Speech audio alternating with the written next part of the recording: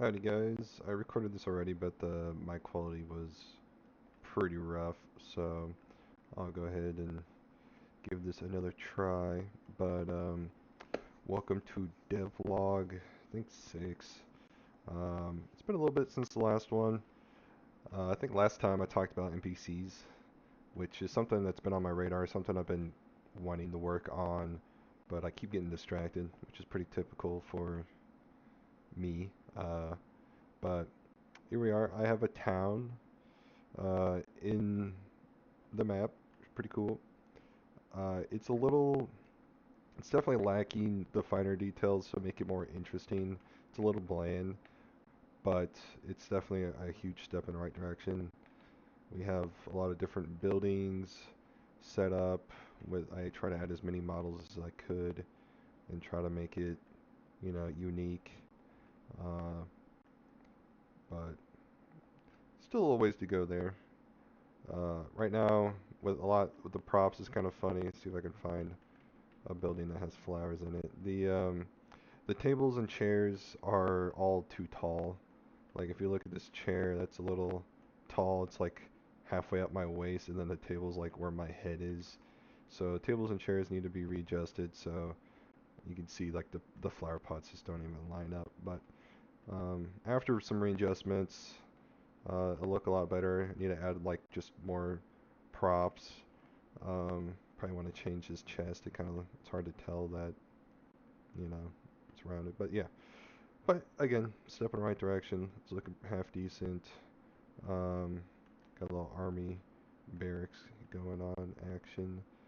Uh, but yeah, so I spent time making these buildings, getting some props in, and then I spent a huge amount of time optimizing the terrain generation.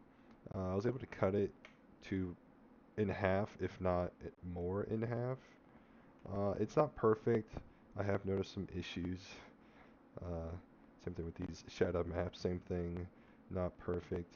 I'm gonna have to adjust it. I spent some time trying to change the shadow maps.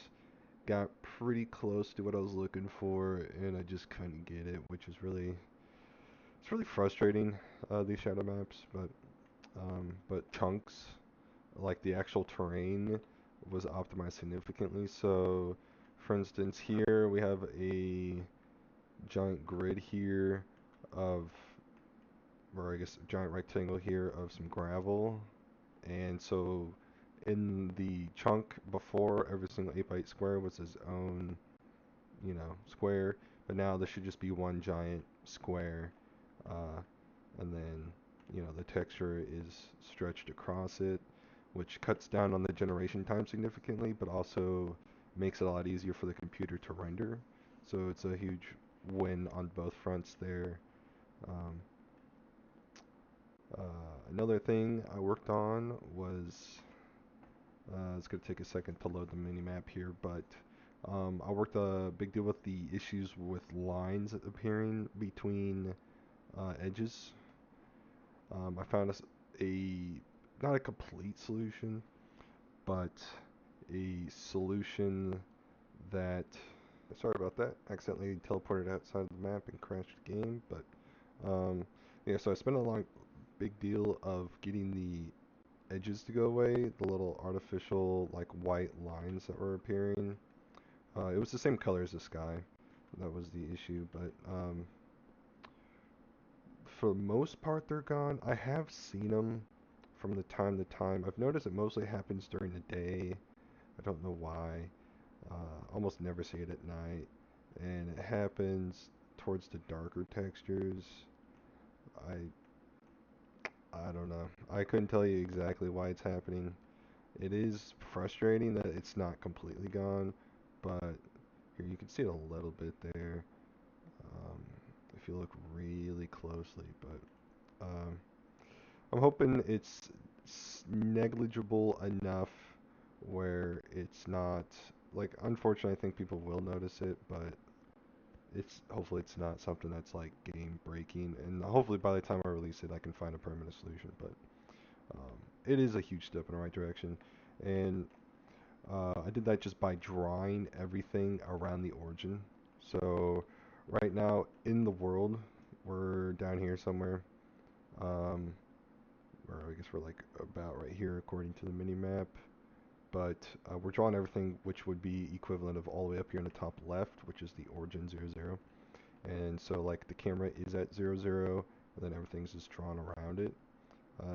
Apparently that's an industry standard for large maps. Didn't know that. Um, or I should say for games that have large maps. But so that helped a lot. Spent a little time on that. It wasn't a huge change, but so yeah, worked on terrain generation, build a lot of buildings, some props, build a map, or working on building the map. I went through generating this terrain. I forget if I mentioned last time, but yeah, this giant map, which is 4 times the map I had, I think, in the original video. This is down to about 160 megabytes. So, or yeah, 4 times the size, way less space, just because everything's compressed now, which is really nice. Um, and yeah, terrain. You can see I'm playing this on the virtual machine version of Game Maker Studio. If you don't know, that is the very much slower version of the compiling options. The reason it exists is because it compiles extremely fast, but it runs a lot slower. I was able to generate all that terrain in that amount of time. Excuse me. Um, and when I do a proper compile, it'll load about twice as fast, which is a huge win. Um, in the next video, I'm hoping I can be able to show you guys some NPCs.